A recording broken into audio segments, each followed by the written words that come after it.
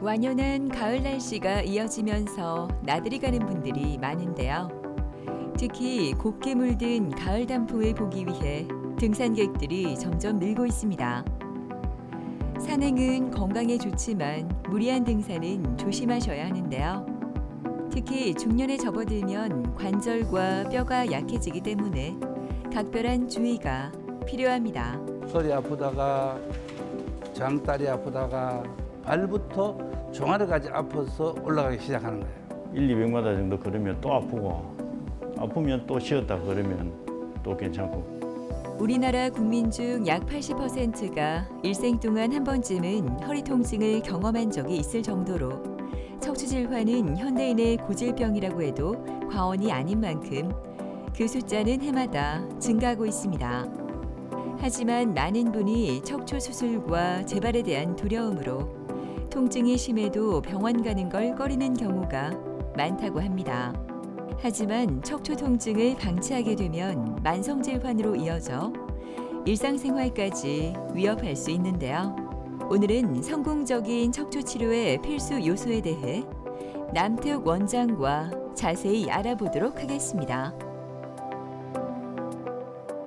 일반적인 디스크, 협착증, 그 외에 골절 부분은 이제 연세가 드셔가지고 뼈가 너무 약해져서 골다공성 압박골절, 우리가 가볍게 넘어진다거나 그런 거는 이제 골다공성 압박골절, 그렇게 세 개로 이제 나눌 수 있습니다. 나이가 들면서 물렁뼈를 사고 있는 섬유륜이라는 인대가 약해지면서 그 약해진 인대로 압을 받다 보니까 우리가 물건을 든다든지 심하게 이렇게 허리를 구부린다든지 약한 인대를 사이로 물렁뼈가 튀어나오는 디스크.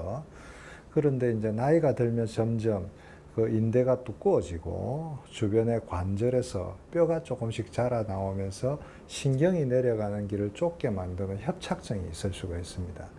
그리고 아까 말씀드린 것처럼 연세가 들면서 뼈가 약해지면서 골다공증으로 인한 압박골절, 뼈가 살짝 주저앉는 그런 골다공증 압박골절로 이렇게 설명을 할 수 있습니다. 화창한 날씨만큼이나 기분 좋은 수요일 오후. 시술을 위해 입원실에서 준비 중인 안명철 씨는 오늘 괜스레 기분이 좋습니다. 척추관 협착증으로 2년 전부터 시작된 엉덩이 통증은 통증 주사를 맞아도 낫지 않아 오늘 시술을 받기로 했는데요. 날씨만큼 결과도 좋을 것 같아 기대가 됩니다.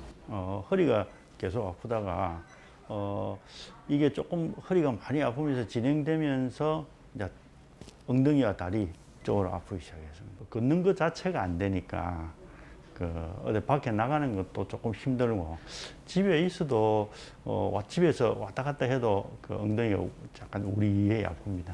저희 집이 영도인데 영도 가까운 병원에도 다녀보고 잘 안 돼가지고 또 멀리 해운대에 또 괜찮다는 병원도 다녔습니다. 그래도 별로 효과가 없어가지고 여기 병원이 잘한다는 소리를 듣고 또 추천을 받아서 이 병원을 오게 되었습니다.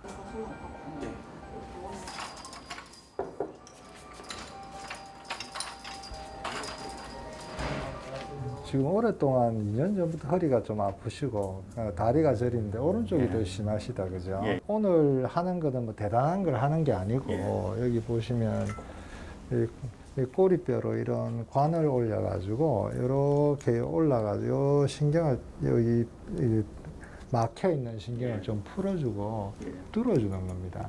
지금 뭐 요거로 치료 시술 한번 했다고 모든 것이 끝나는 것은 아니고 그 이후에도 이렇게 한번 저한테 이렇게 다니면서 이렇게 한 번씩 치료를 하셔야 됩니다. 예. 시술에 따른 특별한 뭐 후유증이나 뭐 이런 거 있습니까? 이게 카테터가 지나가면서 혈관을 스쳐가지고 출혈이 생기면 그런 경우는 아주 드뭅니다. 100명에 1명 정도 그런 경우가 있긴 있습니다.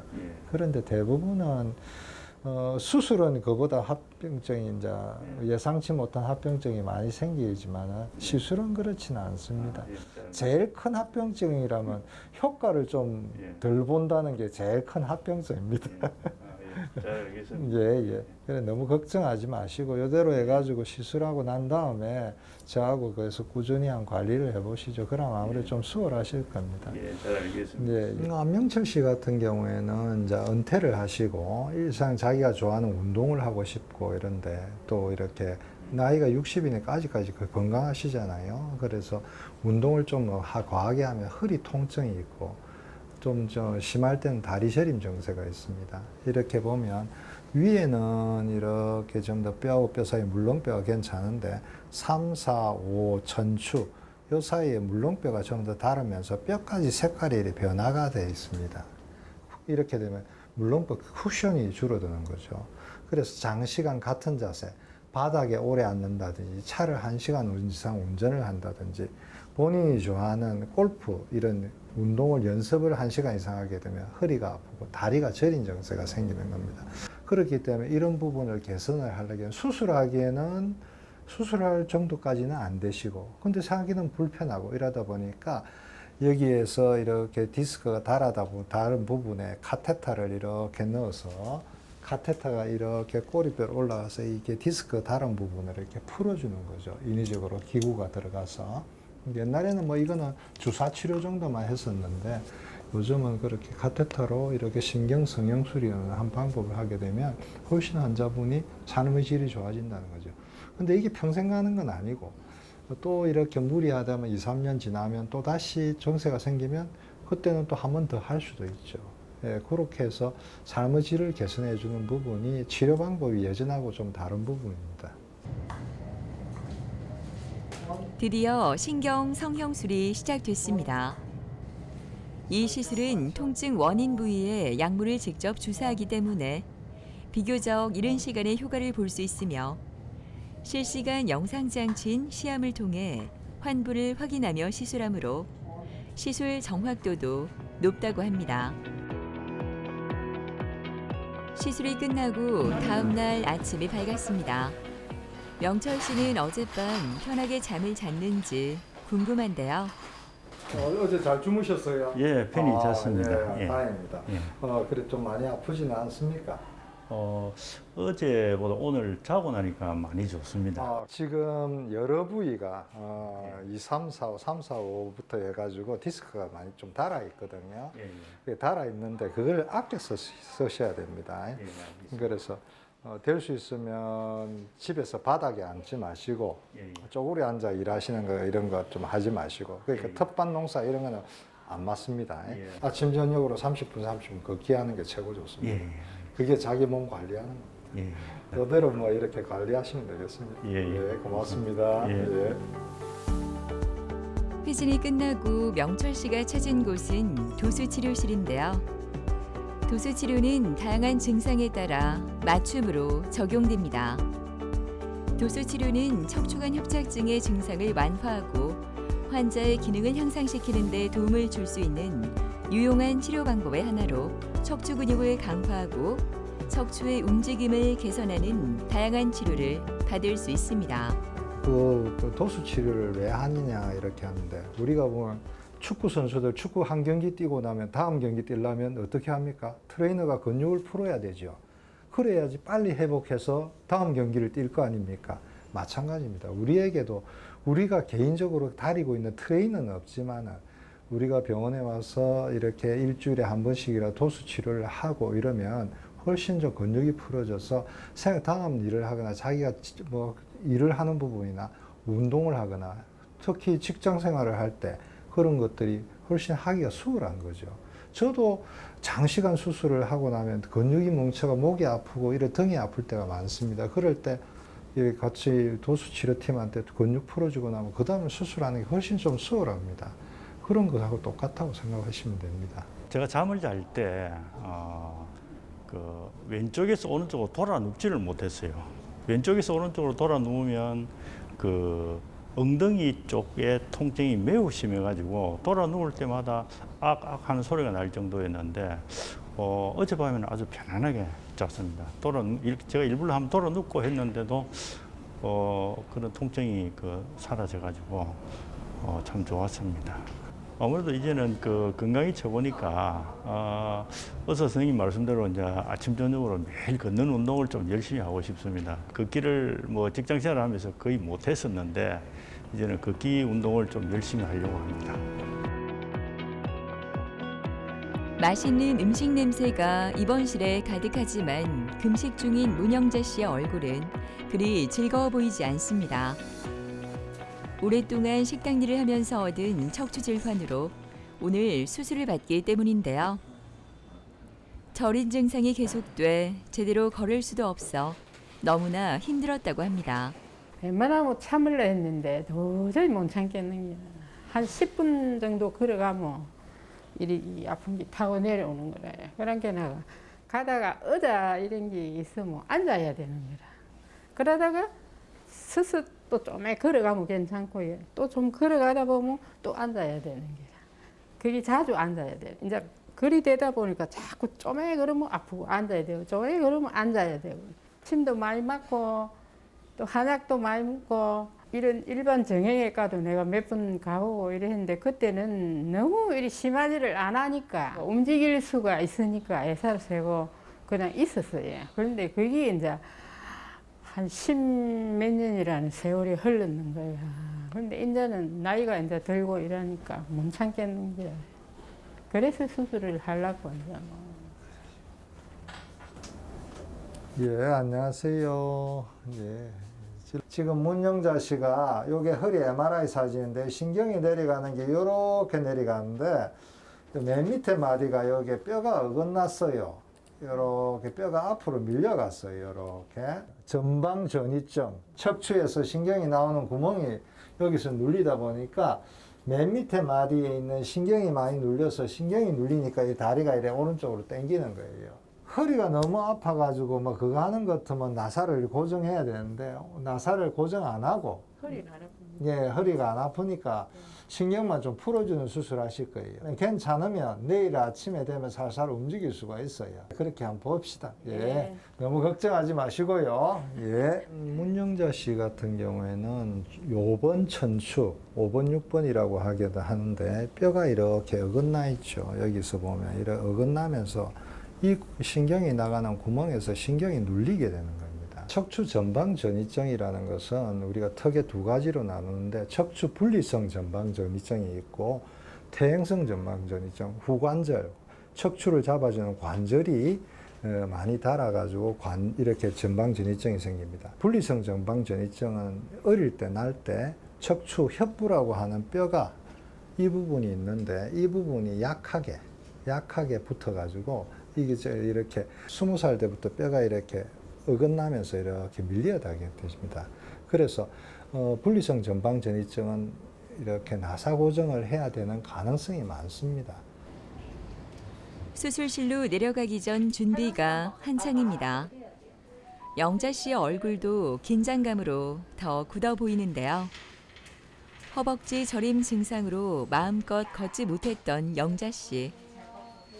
오늘 수술 후에는 그녀의 건강한 모습을 볼 수 있었으면 좋겠습니다. 요추 5번 신경이 이렇게 그 뼈에 어긋난 뼈에서 눌리게 됩니다. 그래서 신경이 눌리는데 예전 같았으면 불과 한 10년 전만 해서도 이 방법은 나사 고정하고 뼈 이식하는 수술을 할 수밖에 없었습니다. 근데 요즘은 내시경 수술이 워낙 발달하다 보니까 요추 5번 신경만 내시경을 보면서 이렇게 풀어주는 방법이 있어서 훨씬 좀 간단하게 수술을 할 수가 있습니다. 드디어 수술이 시작되었습니다. 척추 감압술은 척추관 협착증이나 전방 전이증 등을 앓고 있는 분들에게 많이 사용되는 방법으로 좁아져 있는 신경의 통로를 넓혀주고 압박으로 문제가 생긴 신경을 다시 펴줘서 통증을 줄여주는 방법입니다. 작은 절개 부위에 내시경을 삽입해 협착증의 근본 원인을 직접 살펴보고 치료하는데요. 전신 마취를 진행하지 않기 때문에 환자들에게 가해지는 부담이 적고 회복이 빠르다는 장점이 있습니다. 예, 지금 내시경 수술로서 요추 5번 신경이 잘 풀어져서 다행으로 생각하고 그리고 나사 고정까지 안 하고 수술이 잘 돼서 환자분이 내일이라도 조금 이렇게 화장실 정도는 가실 수 있을 거라고 생각이 됩니다. 건강한 모습으로 아침을 맞이한 영자 씨. 수술 다음 날이지만 어제보다 상태가 더 좋아 보이는데요. 보호대를 착용하고 있어 움직임이 자유롭진 않지만 앞으로 더 좋아질 수 있다는 희망을 품어봅니다. 안녕하세요. 어젯밤 잘 주무셨어요? 예, 잠 잘 잤어요. 많이 아프진 않았어요. 안 아파서. 예. 피주머니는 양도 피가- 그래 좀 작고 이래서 아마 내일 모레 정도 뽑을 거예요. 하나도 안 아파요. 많이 안 걸으면. 이제 한번 걸어보세요. 그런데 이제 좀 많이 걸으면 어, 누워서 걷는 건 안 아픕니다. 괜찮아요? 예. 지금은 예. 서서 있는 것도 서 있어도 좀 저린 건 없어요? 예. 다행이네. 아침 식사하고 한 5바퀴 돌고 예. 점심 식사하고 한 5바퀴 돌고 이렇게 하셔야지 신경이 유착이 안 되고 염증이 좀 빨리 가라앉아요. 그래도 보니까 뭐 허리만 마취해가 수술해 놓으니까 수술 안 한 사람 같네요. 피주머니만 빼면. 알겠습니다. 자, 앉아 계세요. 예, 예. 고맙습니다. 예, 맞습니다. 예.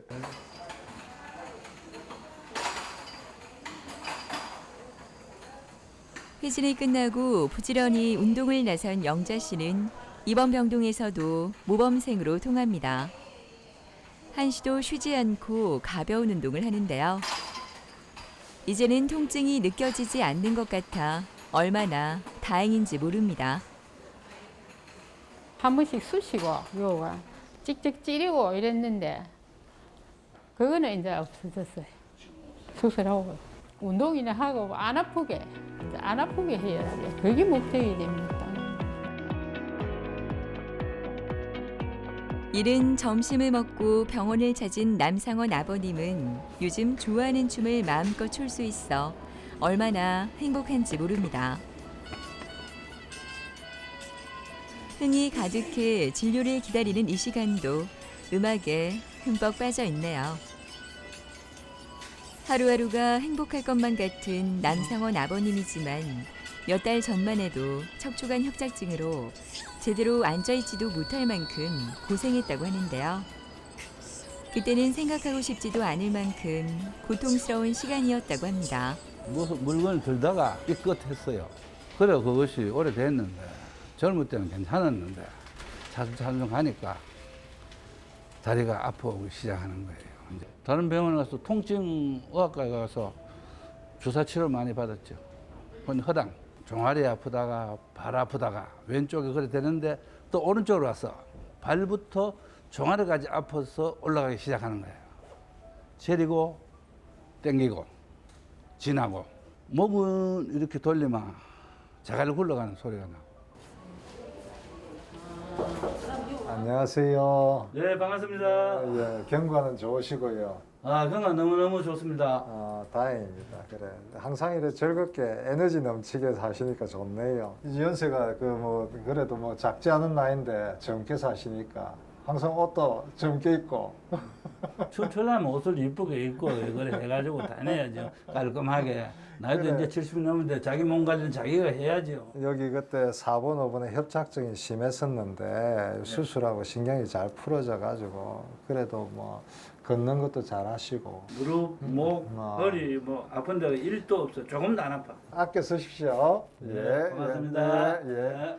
남상원 씨 같은 경우에는 5분을 걷기가 힘들었습니다. 허리 통증하고 다리 저림이 오래돼서 이분 같은 경우에는 여기 보면 가지고 오신 MRI 보면 신경이 내려가는 길이 이렇게 있는데 여기 4번, 5번에서 이 부분이 이렇게 신경이 다른 곳은 이렇게 넓게 보이는데 여기는 너무 좁아진 협착증, 전형적인 협착증입니다.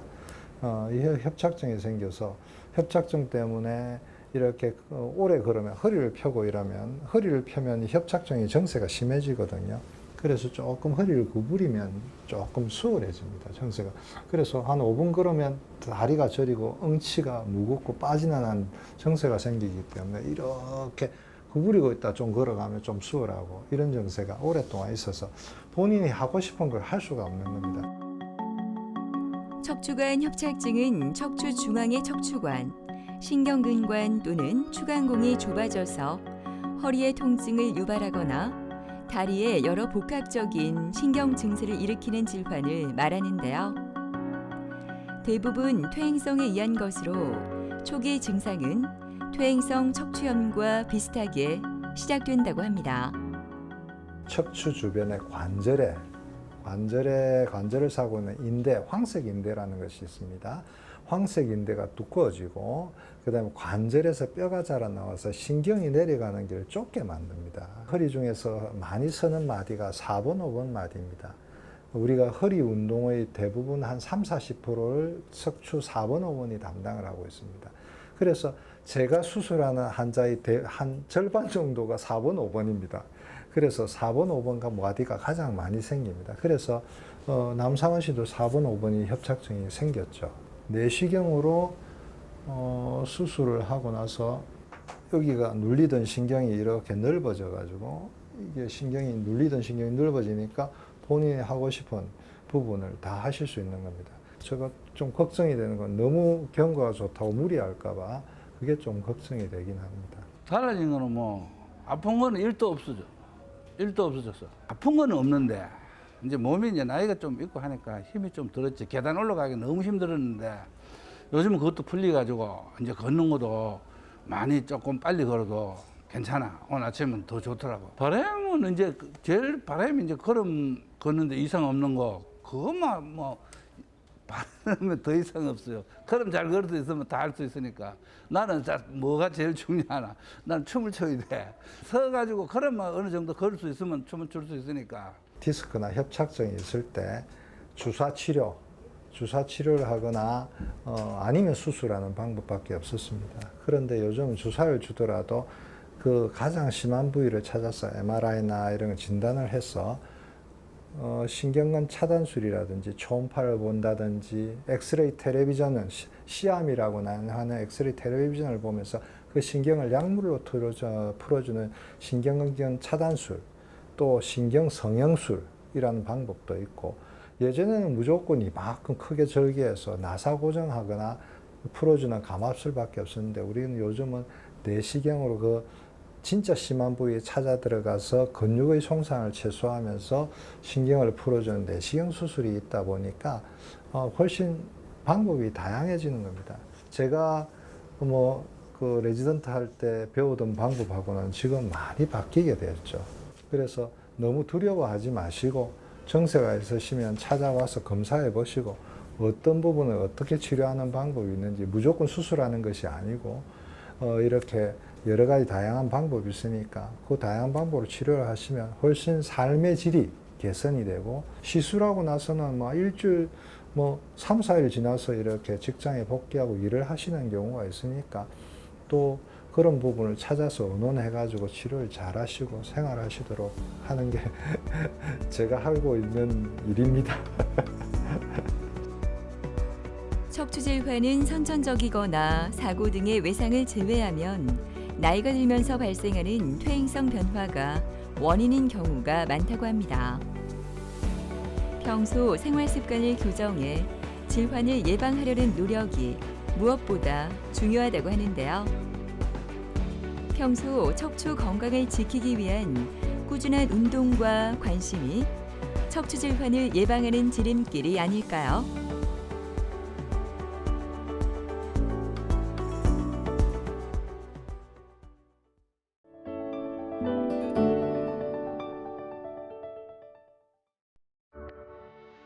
어느 날 갑자기 찾아와 일상생활을 힘들게 하는 치아 질환은 삶의 질까지 떨어뜨려 치아 관리에 대한 중요성이 더 커지고 있습니다. 치아 질환은 원인이 모두 달라 정확한 진단이 중요한데요.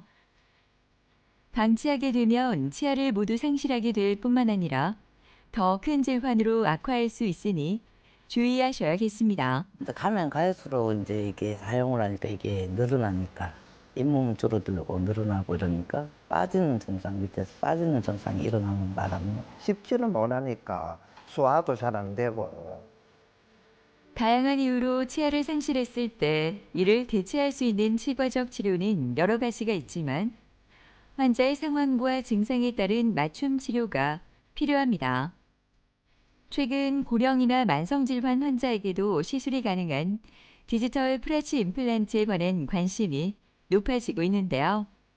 오늘은 최용석 원장과 함께 디지털 프라치 임플란트에 대해 자세히 알아보도록 하겠습니다. 치아 질환으로는 첫 번째로는 우리가 흔히 충치라고 하는 치아 우식이 있습니다. 이 치아 우식의 경우는 이제 치아가 썩어서 발생하는 건데, 이제 음식을 먹을 때 통증이 발생하고 주로 단 것을 먹을 때 주로 발생을 하고, 이제 가만히 있어도 참을 수 없을 정도로 막 찌르듯이 아픈 게 주된 증상입니다. 그리고 두 번째는 우리 흔히 풍치라고 하는 치주염이 있습니다. 치주염의 경우에는 이 우식처럼 막 찌르듯이 강한 통증이 아니라 조금 낮은 정도의 이제 우리하게 지속적으로 나타나는 통증이 이제 주된 증상이며, 시간이 지나면 또 괜찮아집니다. 그랬다가 또 다시 그런 증상이 재발하고 왔다 갔다 하다가 이제 점점 더 그런 증상이나 이제 아픈 강도가 심해진다고 보시면 됩니다. 그게 이제 치주염이고요. 세 번째는 우리 교정 치료의 주된 이제 원인이 되는 부종교합이 있습니다. 그리고 마지막으로는 이제 아무래도 음식을 먹는데 치아를 사용하기 때문에 음식을 주로 많이 먹고 뭐 딱딱한 거를 깨먹고, 그리고 양치질 이제 그런 것들을 하면서 마모가 되는 게 발생을 하는데, 그런 것들을 통칭하는 이제 교모증, 마모증이 있습니다. 치아 우식 같은 경우에는요, 우리 보존적인 치료를 시행을 하게 되는데, 레진, 그리고 인레이, 그리고 신경치료 같은 것들을 통해서 이제 치료를 하고 결국에는 크라운을 씌워서 치아를 형태를 보존하게 되는 그런 치료를 하게 됩니다. 치주염의 경우에는 우리 흔히 잘 알려진 스케일링으로 치료를 할 수 있고요. 그리고 잇몸 안으로 기구를 넣어서 이제 치료를 하게 되는 치근활택술, 치주 소파스를 통해서 치료를 할 수 있습니다. 하지만 이런 치료를 하지 않고 오랫동안 방치될 경우에는 결국에는 치아가 이제 많이 흔들리게 되고 통증이 발생을 하게 되는데, 그런 경우에는 뭐 치주치료로는 사실 치아를 살릴 수 없기 때문에 이를 뽑게 되고, 이를 뽑고 나서는 이제 이를 뽑은 개수, 그리고 치아가 없는 정도에 따라서 브릿지 아니면 임플란트, 그리고 어떤 경우에는 틀니로 알려진 의치라는 그런 치료를 통해서도 치료를 하게 됩니다. 프라치 임플란트라는 경우에는 일단은 무치약 부위 아니면 치아가 몇 개 없는 이제 환자분에서 치아를 모두 발치하고 무치약을 만든 상태에서 임플란트를 4개나 6개 정도를 식립을 해서 전체 치아를 회복하는 방법입니다. 그리고 디지털이라는 단어는 말 그대로 이제 우리 흔히 사용하는 CT나 구강 스캐너 등을 이용해서 이제 디지털적으로 예전에 아날로그 방식인 뭐 본을 뜬다든지 그런 것들을 사용하지 않고 컴퓨터를 이용한 디지털을 사용하여 치료를 한다는 것입니다. 이 디지털 프라치는 아무래도 전체적인 치아를 전부 다 회복을 하기 위해서 많은 임플란트를 해야 되는 게 아니라 4개에서 6개 정도만 하면 치료를 할 수 있기 때문에 훨씬 더 경제적이고 그런 장점들이 있습니다. 바쁜 출근 시간이 지나고 여유로움이 가득한 오전. 이른 아침이라 그런지 병원도 여유로움이 가득합니다. 이상철 씨도 오늘 시간을 내어 병원을 찾았는데요. 사용할 수 있었던 치아가 몇 개 없었던 상철 씨는 제대로 먹을 수 없어 너무나 힘들었다고 합니다. 틀리가 아니고 이제 부분적으로 이제 같이 위에 4개 밑에 3개 다른 치과에서 가치를 만들어 깨가지고 억지로 씻고 그래야지. 한두 개 정도 빼고는 아래로다가 흔들거려가지고 식사를 거의 못했죠. 이빨 한 개 가지고 이제 거의 밥을 딱딱한 거 아예 못 먹고, 본인은 모르는데 이제 상당히 봤을 때는 이빨이 있어야 될 부위에 이빨이 빠지니까 지금도 마찬가지지만 이 푹 꺼지잖아요. 그래서 상당히 넓게 보이지. 진료를 받기 전 현재 상태를 알아보기 위해 CT를 찍은 상철 씨. CT 촬영은 치아 상태의 정밀 검진과 맞춤 치료 계획을 세우기 위해 매우 중요한 과정인데요. 오늘은 뼈와 임플란트가 잘 붙었는지를 확인하기 위해 실시하였습니다. 최용석 원장이 직접 결과를 지켜보고 있는데요. 상철 씨의 현재 상태는 어떨지 궁금합니다. 아이고, 틀니 보통 식사하실 때 끼세요? 아니면 그냥 평소에도 끼고 계세요? 식사 밑에도 워낙 잘 단단하게 잘 붙어 있고 밑에 사용하시는 것도 크게 불편한 건 없으시죠? 모양도 괜찮으시고. 한번 헹구시고 그럼 다음에 오셔가지고 우리 잇몸에 마취해가지고 그거 진행할게요. 이 사진을 보게 되면 이게 이상철 원장님 처음 오셨을 때 엑스레이 사진입니다. 전체적으로 잇몸 부분에 뼈들이 많이 녹아내렸고 이런 부분 보시면 이제 아무래도 관리가 잘 안 되면서 이제 이런 부분들에 의해서 치아가 굉장히 많이 흔들리는 상태셨고, 사실 처음 봤을 때 이 엑스레이 사진이랑 입안을 봤을 때는 어떻게 음식을 섭취를 하셨나 하는 정도로 이제 약간 의구심이 들 정도로 이제 보였던 상태였는데, 환자분과 얘기를 해보니 그냥 아무래도 이가 많이 불편하니 그냥 부드러운 거 위주로 드시고 그냥 뭐 마시는 거 위주로 주로 섭취를 했다고 하십니다. 만성 치주염은 치아 주위 조직의 염증으로 인해 잇몸과 치아를 지지해주는 뼈가 파괴되는 질환인데요. 세균과 음식물 찌꺼기가 칼슘 성분과 합쳐지면서 형성된 치석으로 인해 치주낭이 생기고 치조골이 파괴되는 것이라고 합니다. 치주염의 진행에 영향을 미치는 요소로는 일단 기본적으로 올바르지 않은 방법으로 입솔질을 하는 거죠. 그리고 제때 잘 하지 않고 뭐 건너뛴다거나 그런 것도 있고요. 술, 담배도 당연히 그 하나의 원인이 됩니다. 그리고 잘못 만들어진 보철물이나 이제 오래된 틀니 이런 것들을 사용할 경우에 이제 치주염이 좀 더 악화가 될 수 있고요. 그리고 어떤 약물 같은 것들을 복용하는 경우에도 치주염이 악화가 될 수 있습니다. 그리고 스트레스 같은 경우를 많이 받음에도 아무래도 그런 것도 안 좋은 영향을 미칠 수는 있습니다. 이상철님 환자 같은 경우에는 일단 수술 전에 입안 사진과 뭐 지금 맞물리는 것들을 다 체득을 했고요. 그리고 구강 CT를 찍어가지고 환자분 같은 경우에 아래쪽은 뭐 남성분이셔서 그런지 모르겠지만 그래도 뼈가 어느 정도는 충분히 남아있는 모습을 보였는데, 이제 위쪽으로 올라가서 보게 되면 이 남아있는 뼈 자체가 굉장히 많이 없는 것들을 볼 수 있습니다. 그래서 환자분과 상의를 해서 일단은 살릴 수 있는 치아가 몇 개가 거의 없는 걸로 판단을 하기 때문에 일단은 프라치로 진단을 하였고요.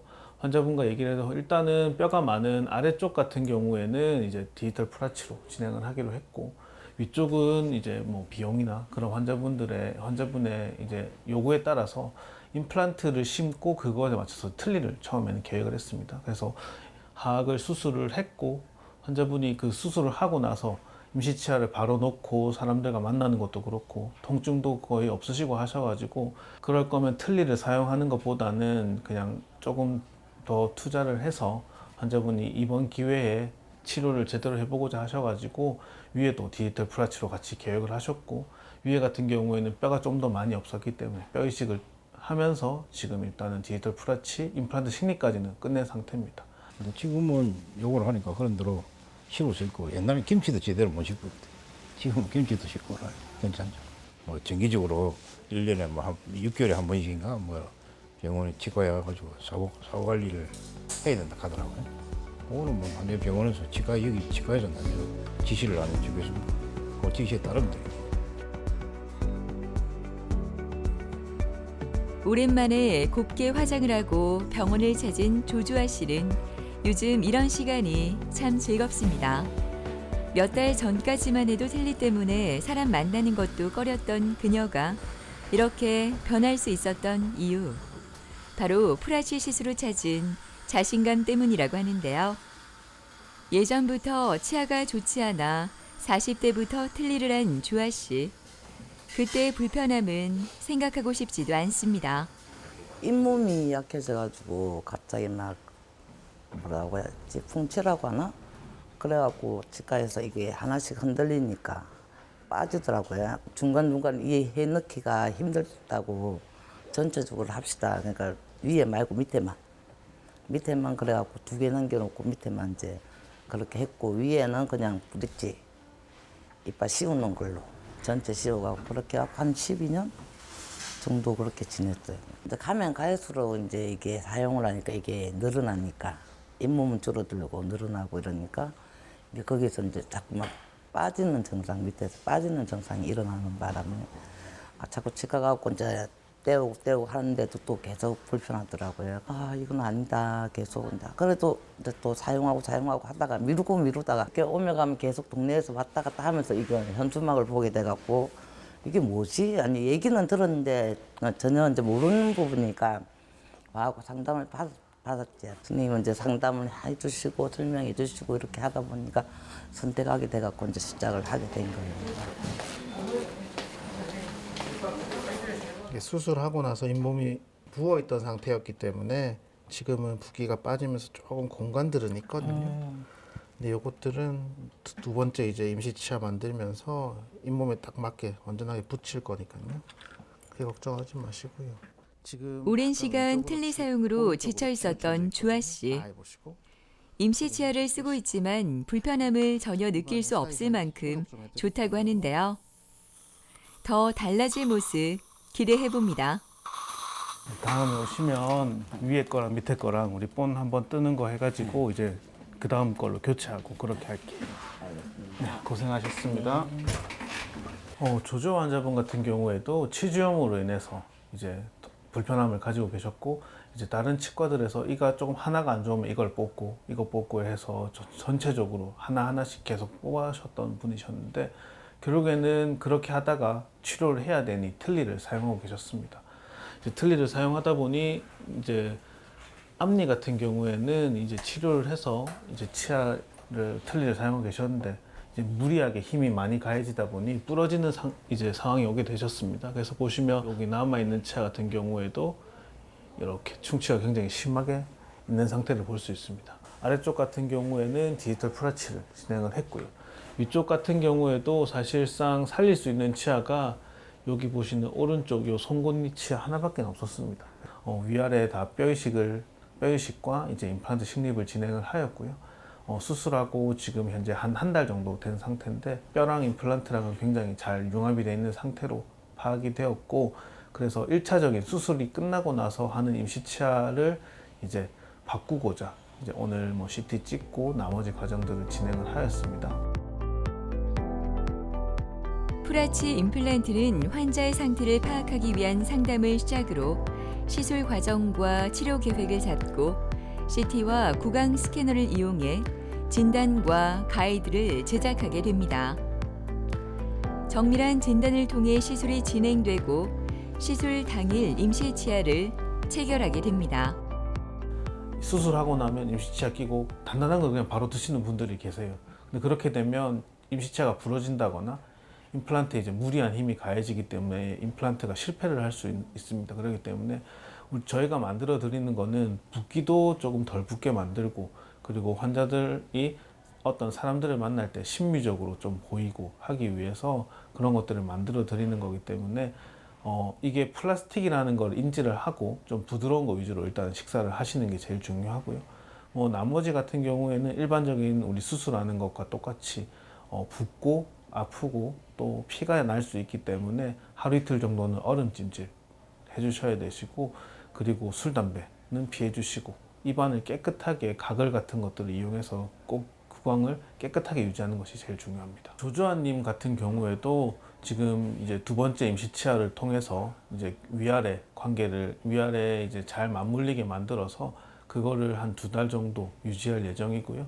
2달 정도 있다가 완전히 뼈랑 임플란트랑 단단해졌다고 판단이 되면 그 다음에 이제 최종적으로 본을 한번 마지막으로 더 떠서 최종보 철문을 넣을 계획입니다. 틀리할 때는 여기가 조금 많이 이렇게 들어갔는데 지금 여기가 많이 피해진다는데 웃으면은 편안하게 웃을 수 있다는 거 입을 벌리고 전에는 웃으려면 이렇게 하고 말하려면 이렇게 하고 자동으로 이렇게 됐거든요.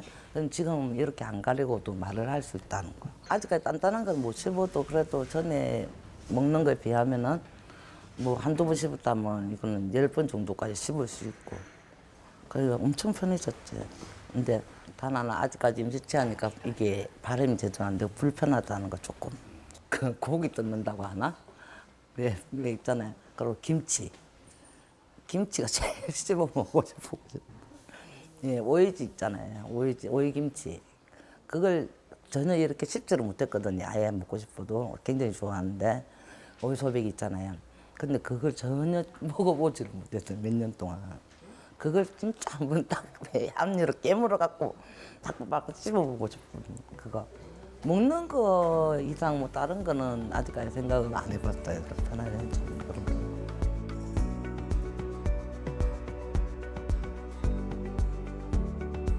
불편한 틀니 때문에 밥도 제대로 먹지 못해 힘들었던 윤준수 씨는 요즘 식사 시간이 제일 기다려집니다. 프라치 시술을 받은 후 지금 임시치아를 사용하고 있지만 먹는 게 훨씬 편하다고 하는데요. 빨리 결정하지 못했던 그 시간이 후회됩니다. 이가 좀 불편한 지가 털리를 한 지가 한 10년쯤 그래 되었어요. 그래가지고 뭐 잇몸이 또 뼈가 약하고 해가지고 이래 그 임플란트가 안 된다 하는 그런 또 치과가 많더라고요. 그래서 뭐 포기를 하고 있다가 TV 그 시청을 하면서 한번 이래 상담을 한번 봐야 되겠다 하는 그런 마음에서 그래 방문을 하게 되었습니다. 제가 그 IMF가 오고 나서 상당히 좀 힘이 들었어요. 보면은 가정적으로도 힘이 들고 또 회사도 그때 또 그만두고 그래 하면서 조그마한 그 자영업을 하게 되었어요.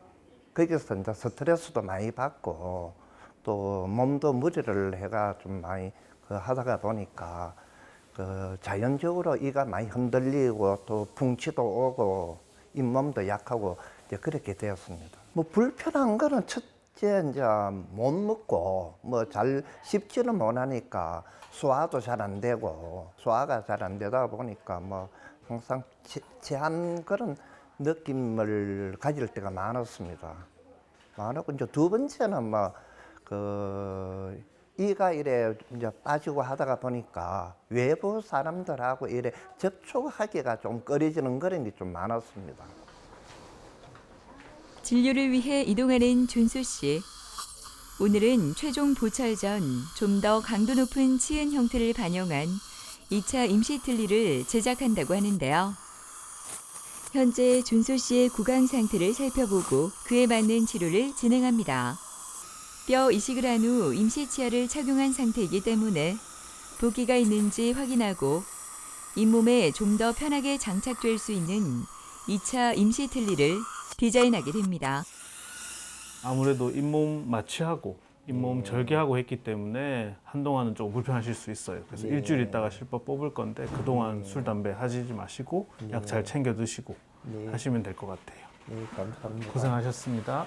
윤준수 환자분 같은 경우에는 이게 수술하기 전에 내원 당시에 이제 위에랑 아래 사진인데 이가 하나도 없는 상태로 이제 틀니를 계속 사용하고 계셨습니다. 틀니를 오랫동안 사용하시다 보니 아무래도 시간이 지나면서 틀니 같은 경우에는 많이 사용을 하게 되면 헐거워지고 그래서 음식물을 먹다가 빠지거나 말하거나 빠지는 그런 불편감도 있었고 그걸 이제 수정을 하면 수정을 할 때마다 비용도 들어가고 그리고 해도 하기 전처럼 엄청 편하지가 않고 통증이 계속 유발이 되기 때문에 결국에는 그런 것들을 이제 해소하시고자 이제 저희 병원에 오셔가지고 이제 치료를 계획하게 되었습니다. 틀니가 이제 우리 위에 턱과 아래 턱뼈를 누르게 됩니다. 그렇게 되면 남아있는 뼈들이 조금 더 빨리 흡수가 되겠죠. 그러면서 뼈들이 녹아내렸기 때문에 사실 남아있는 뼈 공간들이 그렇게 많진 않았습니다. 전체적으로 임플란트를 다 심는 것보다는 지금 딱 프라치를 하듯이 4개에서 6개 정도만의 임플란트를 심어서